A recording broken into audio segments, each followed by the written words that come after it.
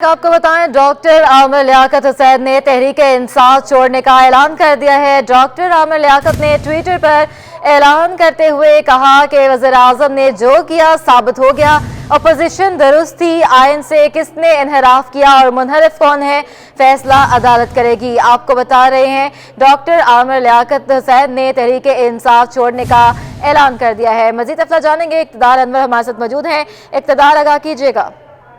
आपसे कुछ देर कबल तकरीबन कोई 1 घंटा कबल आमिर लियाकत हुसैन जो कि पाकिस्तान तहरीक इंसाफ के अहम थे, उन्होंने एक ट्वीट के जरिए सारे ड्रामे पर अफसोस का इजहार किया। उन्होंने अपने ट्वीट में कहा कि ड्रामा खत्म होने के बाद कहना चाहता हूं कि वज़ीर आज़म ने जो कुछ किया साबित हो गया कि अपोजिशन बिल्कुल ठीक कर रही थी। उन्होंने तहरीक इंसाफ छोड़ने का ऐलान किया। उन्होंने कहा आइन से किसने इनहराफ किया, मुनहरिफ कौन है, फैसला अदालत करेगी। लेकिन अफसोस है कि कमर जावेद बाजवा को हटाने के लिए ये खेल खेला गया है। इंतहाई खतरनाक एक ट्वीट किया जिसमें उन्होंने नासिर वज़ीर इमरान खान पर तनकीद की, आइन छोड़ने का मौका इख्तियार किया और कहा कि ये सारी साजिश आर्मी चीफ जनाब कमर जावेद बाजवा को हटाने के लिए रचाई जा रही है और अदालत को इस पर फैसला करना होगा। और आमिर लियाकत हुसैन ने तहरीक इंसाफ छोड़ने का भी ऐलान कर दिया। अच्छा, इक़्तिदार, आमिर लियाकत साहब ने मतलब ये भी कहा है कि बहुत कुछ पता है लेकिन मुल्की मफाद भी कोई चीज़ होती है, ये किस तरफ इशारा कर रहे हैं?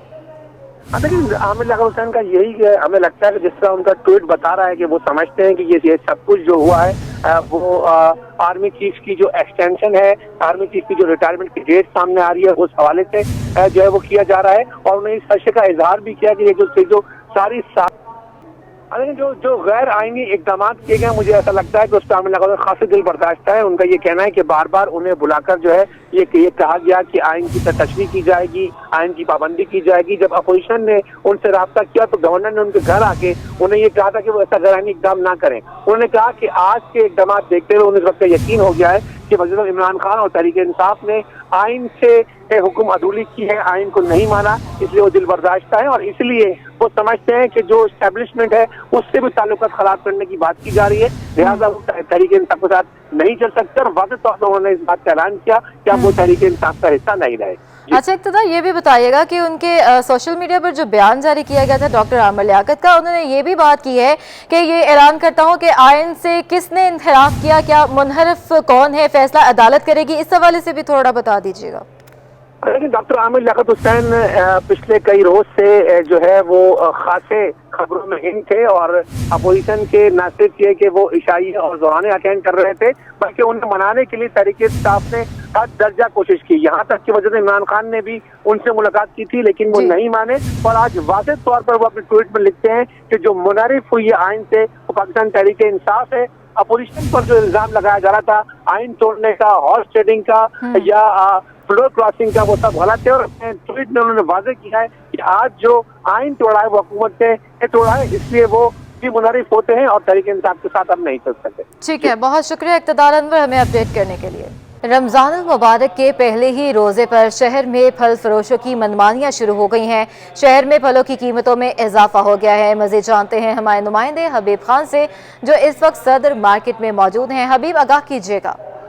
बिल्कुल, देखिए, रमज़ान मुबारक का आज पहला रोज़ा है और माह मुबारक की आमद के साथ ही जहां दस्तरखानों की जीनत बनते हैं, न सिर्फ खजला फैनी बल्कि फल जो है वो इफ्तार की जीनत समझे जाते हैं। उन फलों की कीमतों में जो है वो शहरियों से जब हमने बात की तो वो आज जो ख़रीदारी के लिए निकले हैं तो उनका यही कहना है कि रमज़ान की आमद के साथ ही फलों की जो कीमतें हैं उनकी खासी रद्दोबदल दिखाई दे रही है मार्केट्स के अंदर। अगर बात करें खरबूजे की और तरबूज की और केले की कीमतों के हवाले से तो इस वक्त रमज़ान से कबल जो इनकी कीमतें बताई जा रही थी वो यही थी कि तरबूज जो है वो तकरीबन 60 रुपये और 80 रुपये में फ़ी किलो फ़रोख्त हो रहा था। खरबूजा भी इसी तरह से 60 से 80 रुपये, जबकि केला जो है वो 120 रुपये दर्जन तक जो है फ़रोख्त हो रहा था। लेकिन इसके बरक्स आज जो कीमतें हैं उसकी मुख्तलिफ दिखाई दे रही हैं। केला जो है वो इस वक्त 150 से 200 रुपये दर्जन जो है वो मार्केट्स में फ़रोख्त किया जा रहा है। इस वक्त हम सदर की मार्केट में मौजूद है। यहाँ थोड़ी सी कदरे कीमतें जो है वो कम दिखाई दे रही हैं, लेकिन अगर शहर की मुख्तलिफ मार्केट की बात करें तो केला जो है इस वक्त 200 रुपये तक पहुँच चुका है। इसी तरह से तरबूज की बात करें तो तरबूज यहाँ पर आज जो है वो 60 रुपये और 80 रुपये है, लेकिन शहर में 100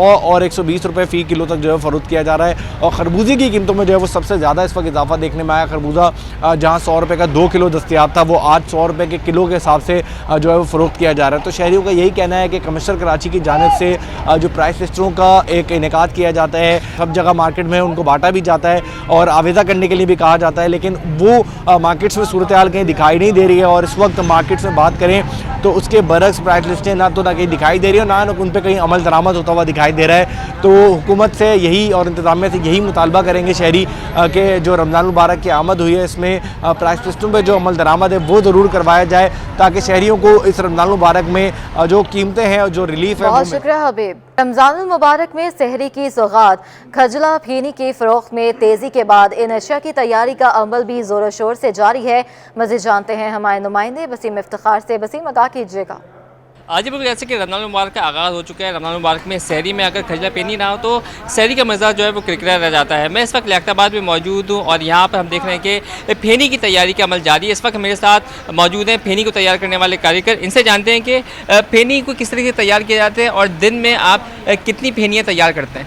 ये सर पहले इसमें मैदा डालते हैं, मैदे के बाद और पानी डाली दा, नमक डाली दा, एक मुठ नमक दी होंदी है पूरे तोड़े वास्ते। फिर उत्ते कारीगर ने वो इनू घ्यो दे नाल तैयार कर दें। साढ़े कोल पहुँचता वो तकरीबन 11 तोड़े सानू तैयार करके देंदे ने। असीं 11 तोड़े अगे इन्हां नू बनाने आ लच्छे गोल गोल इन्हां दे। 11 तोड़े क्या मतलब? 11 गट्टू। अच्छा, बोरी नहीं होती मैदे वाली जी जी, वो।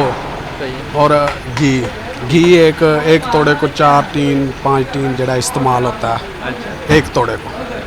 जी बिल्कुल। इन्होंने बताया कि मैदा होता है, मैदे में पानी डाला जाता है, उसको गूंदा जाता है, फिर उसमें नमक डाला जाता है और उसकी फिर जो है वो पेड़े बनाए जाते हैं और पेड़े बनाने के बाद फिर इसको जो है वो जो तेल है जो कि शदीद जो गर्म हो रहा होता है, खौल रहा होता है, उसमें डाला जाता है और मुकम्मल तौर पर हम देखते हैं कि टीम वर्क है। और बताया जाता है कि फेनी और खजली की तैयारी के लिए ख़ास तौर पे कारीगर जो है वो पंजाब से। शुक्रिया वसीम इफ्तिखार। आपको शहर कायद का मौसम का अहवाल बताएं तो आइंदा 24 घंटों में गर्म और खुश्क रहेगा।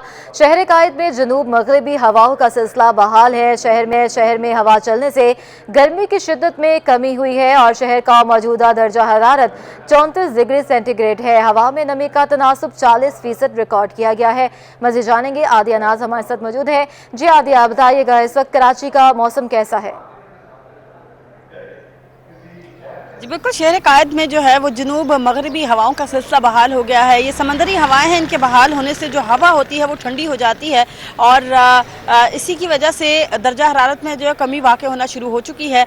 मौजूदा टेम्परेचर जो है वो 34 डिग्री सेंटीग्रेड रिकॉर्ड किया जा रहा है और हवा में जो नमी का तनासुब है वो 40% तक पहुँच गया है। हवा में नमी का तनासुब कम होने से भी गर्मी की शिद्दत जो है वो ज़्यादा महसूस की जाती है, तो नमी के तनासुब में भी इजाफा हुआ है और यही वजह है कि ठंडी हवा जो है वो खासी तेज़ चलना शुरू हो चुकी है। महकमा मौसमियात के मुताबिक जो जनूब मगरबी सिंध से चलने वाली हवा है उसकी रफ्तार 22 किलोमीटर फी घंटा है और जो रात में आज कम से कम दर्जा हरारत था वो तकरीबन 20.5 डिग्री सेंटीग्रेड रिकॉर्ड हुआ था। मौसम का हाल बताने वालों ने आइंदा रोज़ मौसम में तब्दीली की पेशगोई की है और कहा है कि जो टेम्परेचर था वो अब तकरीबन 36 से 38 डिग्री सेंटीग्रेड के दरमियान ही रिकॉर्ड किया जाएगा। जी बहुत शुक्रिया आदिया। नाजिमाबाद पेट्रोल पंप का फ्लाईओवर हिरोइनचियों की नज़र हो गया है। हिरोइनचियों करोड़ों रुपए मालियत के पुल का सरिया बेचकर अपना नशा पूरा करने लगे हैं। रिपोर्ट देखिए।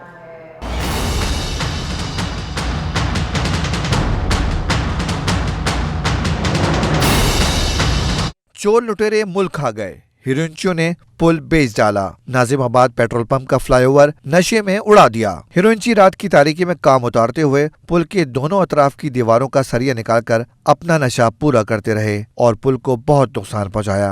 रोजाना हजारों गाड़ियों में लाखों अफराद की ये गुजरगाह हिरोइनचियों की नशे की नजर हो गई, मगर इंतजामिया ख्वाब गफलत के मजे लेती रही। आपको ये एक और इस तरह का एक पिलर है जो आप देख सकते हैं कि उन्होंने ले जाने की कोशिश की होगी, लेकिन शायद वो ऑलरेडी और भी इनके पास इस तरह के पिलर होंगे तो वो एक पिलर छोड़ के चले गए। वो इस तरह इनकी तरीका वारदात होता है कि इसको इस तरह से जो फटी हुई बोरी है उसमें बांध के, और ये 2 या 3 बहुत भारी है, हमसे अकेले से नहीं उठाया जाता, तो 2 या 3 हिरोइनची इसको उठा के लेके जाते होंगे। उसके बाद वो सरिया निकाल के बेच के अपनी जो नशे की लत है, जो आदत है, उसको पूरा करते हैं। हकामे वाला हैरत की बात है, ज़िला बस्ती का सबसे मसरूफ़ सड़क है और बहुत आवाम की बड़ी तादाद में यहाँ से गुजर होता है। यकीनन वो वारदात रात में करते होंगे, लेकिन किसी भी इंतजामिया की या पुलिस की नज़र से क्यों नहीं ये वारदात गुजरी। साबिक चेयरमैन जिला बस्ती रेहान हाशमी ने कहा कि उन्हें 24 न्यूज़ के जरिए ही पुल की इस हालत का पता चला। नशे के आदी अफराद की हरकत बहुत खतरनाक है। पेट्रोल पंप के ऊपर खास तौर पर जो ब्रिज है पेट्रोल पंप नाजमाबाद का, वहां पर 24 न्यूज़ के ही जरिए पता चला कि जो ड्रग्स एडिक्टेड हैं वो ब्रिज को तोड़कर दिन दिहाड़े वहां से सरिया निकाल रहे हैं, और ये इंतहाई अलार्मिंग चीज़ है। ये तो खैर न्यूज़ चैनल ने और जो सोशल मीडिया एक्टिविस्ट हैं उन्होंने उजागर कर दिया। ना जाने इस तरह की कितनी लोकेलिटीज़ हैं कि जहां पर कितनी जगहें हैं जहां पर चीज़ों को इंटेंशनली बर्बाद किया जा रहा है। नशे के आदी अफराद कई अरसे से पुल का सरिया निकाल कर बेच रहे हैं। नाजिमाबाद फ्लाईओवर के करीब ही पुलिस स्टेशन, सिक्योरिटी फोर्सेस और सरकारी दफातर भी मौजूद हैं, मगर किसी को कानो कान खबर न हुई। अब देखना यह है कि इंतजामिया कब ख्वाब गफलत से जागकर कार्रवाई करती है। कैमरामैन एहसन अमीन के साथ वाजिद रजा इस्फहानी, सिटी 21। रमज़ान मुबारक में पानी की कमी से जिल्द पर असरात पड़ते हैं, ऐसे में हमें क्या करना चाहिए? इस पर हमारे नुमाइंदे वाजिद रजा इस्फहानी ने जिला अस्पताल में डर्मेटोलॉजी डिपार्टमेंट की सरबराह डॉक्टर राबिया गफूर से बात की है। आइए सुनते हैं। जी, रमज़ान मुबारक में पानी कम पिया जाता है, जिसकी वजह से उसके असरात स्किन पर भी पड़ते हैं। इस पर हम बात करेंगे किस तरह से स्किन से अपनी महफूज की जाए, किस तरह स्किन बेहतर की जाए, इस पर बात करेंगे हम। जिला अस्पताल में डर्मेटोलॉजी डिपार्टमेंट की है डॉक्टर राबिया गफूर से, जो हमारे साथ मौजूद हैं। जी डॉक्टर साहब, रमज़ान में हम अपनी स्किन को कैसे महफूज रख सकते हैं? जी, आपने बड़ा रेलेवेंट क्वेश्चन किया है। आजकल रमज़ान का मौसम है और गर्मी का भी मौसम है, तो पानी का इंटेक काफ़ी कम होता है और डिहाइड्रेशन जल्दी हो जाती है, जिसका असर स्किन पे पड़ता है। स्किन डिहाइड्रेटेड हो जाती है। हम अगर बाहर धूप में निकलते हैं तो सनबर्न होने के चांसेस भी बहुत ज़्यादा होते हैं। इसके लिए आपने अपने आप को वेल हाइड्रेटेड रखें, पानी का इस्तेमाल ज़्यादा करें। अफ्तारी के बाद सहरी तक काफ़ी पानी पिएं, कम से कम 2 लीटर या 2.5 लीटर तक पानी पिएं। और अगर सूरज में बाहर जा रहे हैं तो आप सन ब्लॉक का इस्तेमाल करें। इसके अलावा अच्छे कोई मॉइस्चराइजिंग एजेंट्स जो मिलते हैं, मॉइस्चराइज़र्स, वो इस्तेमाल करें रेगुलर। आप वाटर स्प्रे या रोज़ वाटर स्प्रे भी फेस के ऊपर इंटरमिटेंटली यूज़ कर सकते हैं। और अगर आप स्किन का ख्याल रखेंगे तो आपकी स्किन रमज़ान में भी बेहतर रहेगी और रमज़ान के बेनिफिट्स स्किन के ऊपर भी ज़ाहिर होंगे।